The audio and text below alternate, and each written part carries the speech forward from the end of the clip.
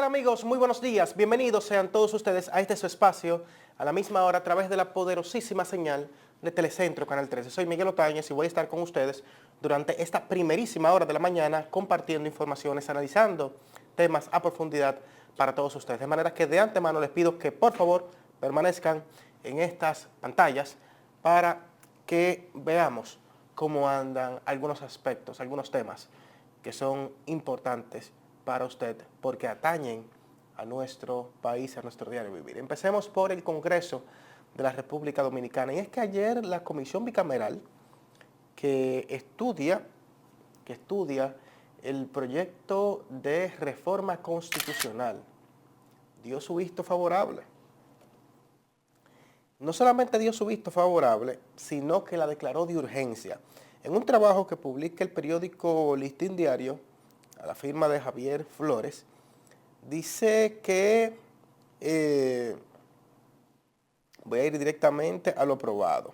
El presidente de la comisión, Pedro Catrey, que los demás elementos previamente discutidos fueron aprobados. Fue dado el visto bueno a la unificación de las elecciones presidenciales y congresuales con las municipales a partir de este mayo del 2032. O sea que no sería ni siquiera el 28.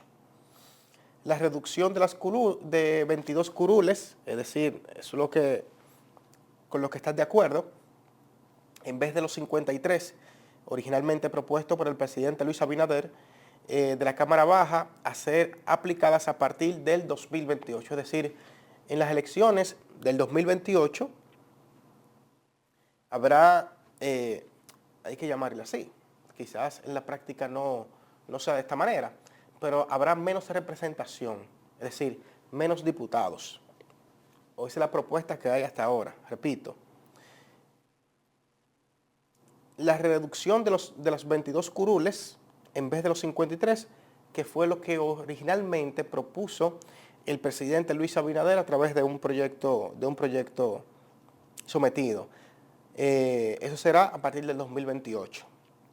La creación de un artículo que dificulta la modificación a los actuales términos de elección presidencial y poner un transitorio que le impida el volver a postularse. Además, establecer la escogencia de la figura del Procurador General de la República a través del Consejo Nacional de la Magistratura y la creación de la Oficina de Abogado General de la Administración Pública como dependencia del Poder Ejecutivo. Eso es, vamos a decirlo así, como si se estuviese ampliando la consultoría del Poder Ejecutivo. Eso básicamente es esa figura de la Oficina General de Abogados, Oficina del Abogado General de la Administración Pública. Eso está extraño, habría que ver cómo va a funcionar eso, porque cada ministerio, cada dirección tiene, o sea, cada institución pública tiene su consultoría jurídica, tiene su jurídico, que también lo tiene el Poder Ejecutivo. Entonces hay que ver en el espíritu qué es lo que procura esto. Además, la oposición se retiró de la comisión. Es decir, dicen los representantes de los medios de comunicación, perdón, de la oposición a los medios de comunicación, sobre, muy especialmente lo del PRM, sobre su retiro. Dicen que durante los trabajos se escucharon todas las campanas. Mientras tanto, la oposición dice que ni siquiera el PRM está de acuerdo con esto. Pedro Catrén, que es el presidente de la comisión, dijo: yo siempre he dicho, lo estoy citando, yo siempre he dicho que la oposición no se opone. No es oposición, pero aquí está en comisión y creo que el país se le ha dado un espacio de participación a la oposición. Pero las disposiciones constitucionales que nosotros tenemos establecen claramente que las decisiones judiciales se establecen por la mayoría de votos y eso es lo que ha sucedido en esta tarde. Entonces, esta parte ahí es importante porque parecería ser que hay uno de los dos sectores eh, jugando, y cuando digo jugando me refiero específicamente que o el oficialismo está diciendo una cosa sobre la oposición, o la oposición no está siendo 100% transparente. Hay que ver qué está pasando, porque en este caso Pedro Catrain está diciendo que la oposición no se opone. Lo voy a citar textualmente nuevamente. Yo siempre he dicho que la oposición no se opone. No es oposición, pero aquí en esta comisión, y creo que en el país siempre se le ha dado un espacio de participación a la oposición, pero las disposiciones constitucionales que nosotros tenemos establecen claramente que las decisiones judiciales se establecen por mayoría de votos, y eso es lo que ha sucedido esta tarde. Es decir, la oposición ha dicho, prácticamente desde el inicio, que ni siquiera en el PRM se ponen de acuerdo. Ahora, me imagino que a lo que se refiere la oposición es que los legisladores del PRM no han estado del todo de acuerdo con la propuesta del presidente de la República, porque se hizo referencia a que quiere una reducción de legisladores en 53, muy especialmente en la Cámara Baja, pero los legisladores del oficialismo dicen que son 22, o lo que proponen son solamente 22.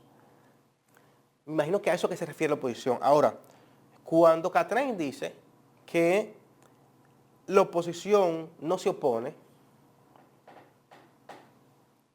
a mí me gustaría saber, entonces, a qué oposición es que se refiere. Porque la oposición públicamente ha dicho que no está de acuerdo. De hecho, la Fuerza del Pueblo la ha visto como innecesaria la reforma constitucional. Eso es lo que dice. Incluso la narrativa y la línea del partido, empezando por el presidente Leonel Fernández, es que no hay necesidad de eso. Porque de hecho, el Poder Ejecutivo, por donde empezó su narrativa sobre la reforma constitucional, fue con el Ministerio Público Independiente. Y la segunda opinión importante sobre ese tema en el sistema político la tiene la Fuerza del Pueblo, que ha dicho, no, ya el Ministerio Público es independiente y está establecido en su mecanismo de elección. Entonces, cuando se habla en esencia de una independencia, por ejemplo, aquí, ¿qué se está planteando? ¿Qué se está planteando? Habla, por ejemplo, establecer la escogencia de la figura del Procurador General de la República a través del Consejo Nacional de la Magistratura. Pero, ¿quiénes componen el Consejo Nacional de la Magistratura? Al final lo componen los partidos políticos. Entonces, un Consejo Nacional de la Magistratura lo único que establece es que no sea impuesto esa escogencia por una mayoría, porque el Consejo Nacional de la Magistratura está compuesto por los diferentes actores del sistema político. Entonces, hay que ver. También me llama la atención que sí fue declarado de urgencia prácticamente, para que sea ese informe declarado este viernes en lectura única, es decir, aprobado en lectura única y sea enviado a la Cámara de Diputados. Lo que sí parece, por lo que dijo Catrain, que dijo, bueno, esto se trata aquí de mayoría, eso es lo que establece el procedimiento, eso es lo que establece la ley. Él lo dijo que la decisión estaba en manos del PRM, pero evidentemente no tiene que decirlo, porque aquí todos sabemos de matemática, ni las matemáticas, los números no mienten, y los números dicen que el PRM, cuando quiera en el Congreso, puede tomar la decisión que así le plazca, porque tienen mayoría. Tienen mayoría. Hay que estar claro con algo, eso fue lo que eligió el pueblo dominicano el pasado mes de mayo.